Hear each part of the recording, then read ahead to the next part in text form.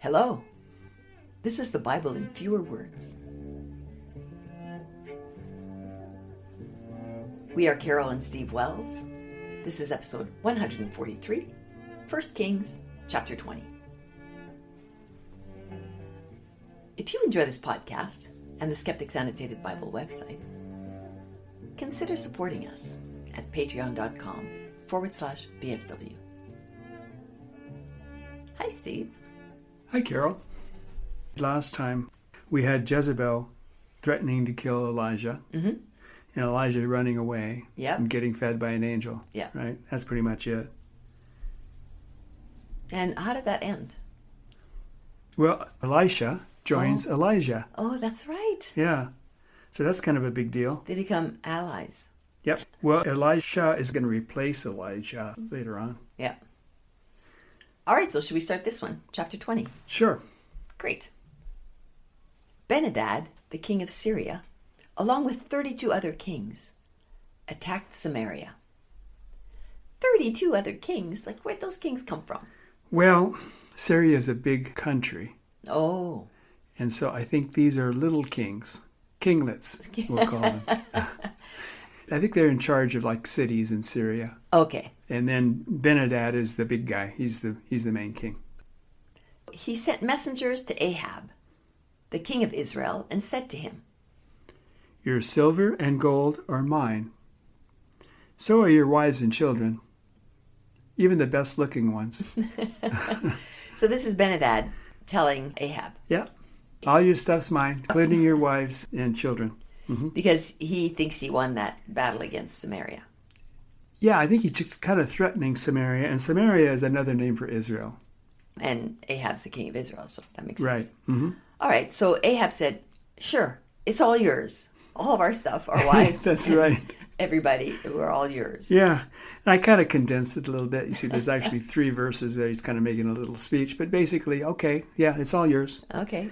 Then he called all the elders of Israel and said to them, "I told Benhadad he could have all your wives, children, silver, and gold." But not you, like just your whole family's everything I you guess have. so, yeah. But you're not going to be a slave. Mm-hmm. So the elders said to Ahab, "No way. Tell him he can't have all of our stuff." So Ahab sent messengers to Benhadad saying, "You can have some of our stuff, but not all of it." So Benhadad sent messengers to Ahab who said, "I'll take all your stuff." So Ahab sent messengers to Benhadad who said, "We'll see about that." So I guess they're going to have a little battle. Uh-huh. Okay. So just talking it out didn't quite work. Yeah. You know, they almost sent more messages than we do today. It was almost like text messages, right? Yeah. Had little smiley faces and stuff. Probably. Yep. So verse 13. Then a prophet came to Ahab and said, "This is what God says. I'll deliver Benhadad into your hand, and you'll know I'm God." Ahab counted 232 young men and 7,000 people in Israel. At this time, Benhadad and 32 kings were getting drunk. Yeah, the 32 kings he was hanging out with, they were all having a party getting drunk. Each Israelite king killed a Syrian soldier, and the rest of the Syrians ran away, with the Israelites chasing after them. Benhadad escaped on horseback. Okay. So the Israelites are kind of winning. Yeah. And Ahab smote the horses, chariots, and Syrian soldiers with a great slaughter. Okay, you go, Ahab. Yeah. The servants of the Syrian king said to him, "Israel's gods are hill gods, so they were stronger than us. So let's fight them on the plains where we can beat them for sure." They want a hometown advantage. I think so, yeah. So a man of God said to Ahab, "This is what God says. Because the Syrians called me a hill god, but not a valley god, I'll deliver them into your hand. And then you'll know I'm God." Again, this is so silly. And the Israelites killed 100,000 Syrians in one day. That is a lot of Syrians. Yeah.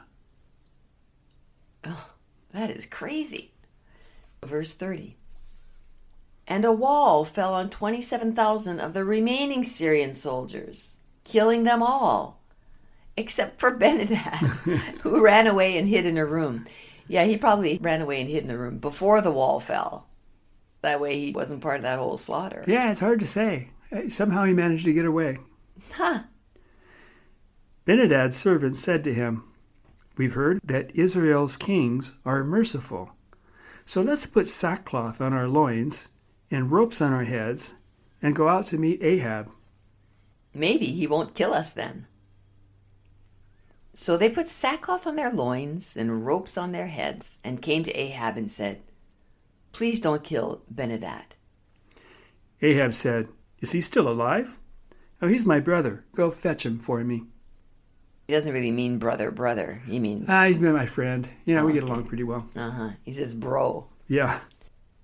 So they brought Benhadad to him, and he said to Ahab, "I'll give you back the cities that my father took from your father." Ahab says, "Okay, that sounds good to me." I'm so glad they're working things out here. Yeah. Okay. Verse 35. Then a certain son of a prophet said to his neighbor in the word of the Lord, "Please smite me." This is a new story. It's related. Okay. An Israelite son of a prophet is talking to another neighbor that is also in the word of the Lord. Yeah. So like two Israelites talking to each other. Two Israelite holy guys, I guess. Okay. And he just says, "Hey, kill me, would you?" Well, I don't know what he means by smite. He might mean just hit me. Oh. But his neighbor refused to smite him. So the son of the prophet said to his neighbor, "Because you refuse to smite me, a lion will kill you." Well, that seems very bizarre. Oh, it is. Yeah. And as soon as his neighbor left, a lion killed him. Well, there you go. That proves it. What proves is this? What? What does this remind you of? I don't know. Remember we had the tale of two prophets? Oh, yes. Just back in chapter 13. And yeah. now, just a little later, Uh-huh. we had a lion kill one of the prophets. Yeah. Yes. Must have been a lot of lions around there, I guess, at the time. So verse 37, the son of a prophet found another man and said to him, "Please smite me." And the man smote and wounded him. All right, well, finally he gets to be smitten. Yeah. So the son of a prophet left, disguising himself with ashes on his head, and waited for King Ahab to pass by. When he did, the son of a prophet said to him, "I went out to battle, and a man brought another man who said to me, 'Keep this man. Don't let him escape, or you'll be killed, or we'll have to pay a talent of silver.'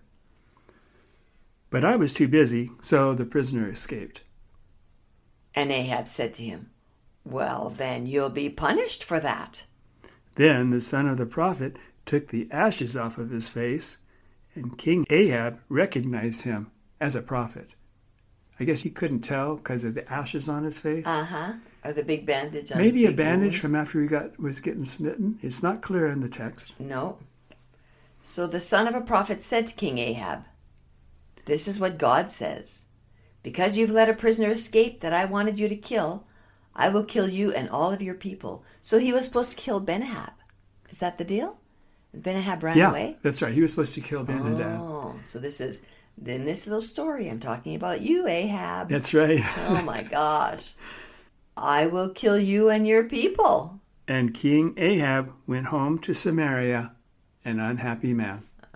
Because... He knew he was going to get killed, right? Yeah. Because he didn't kill Benhadad, who was his brother, his friend. They were getting along so well. I know, just talking things out, saying, Yeah. "Hey, give me your stuff." "No, you can't have it." "Okay." Yeah, or go ahead and take it. Yeah, whatever. Of course, then they killed a couple 100,000 plus Yes. Syrians. And Ahab seemed to be kind of on God's side there. I mean, God seemed to be supporting him. Mm-hmm. Because wasn't there something about, "You'll know that I'm God"? "I'll deliver them into your hands." So apparently God was helping Ahab beat the Syrians, even though Ahab previously had been an enemy of God, right? Yeah. Because of his wife Jezebel. Yes. So- And God the ball god. Yeah. Yeah. Okay, very bizarre. Yeah. This is one of the weirder stories in the Bible. I guess. There are many weird. Yeah, almost, when you read the Bible, you almost think, well, that's the strangest story I've ever. It's like in the Bible, he's the worst person that ever existed. It's kind of like, well, this is the worst story. This is the craziest story in the Bible.